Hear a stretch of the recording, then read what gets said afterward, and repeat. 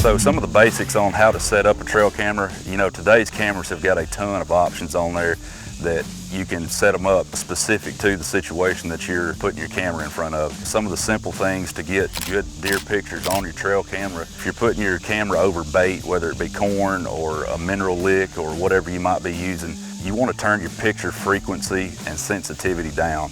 And what that's going to do is keep you from getting too many pictures of the same deer and just using up a lot of battery on the same deer over and over. And on the flip side, if you're just using your camera over a scrape or a trail or maybe the opening of a food plot, you want to turn your picture frequency up and also turn the sensitivity on your camera up so that you catch everything that moves through there, because you're not betting on them coming to one spot because of bait. You're trying to catch them moving through.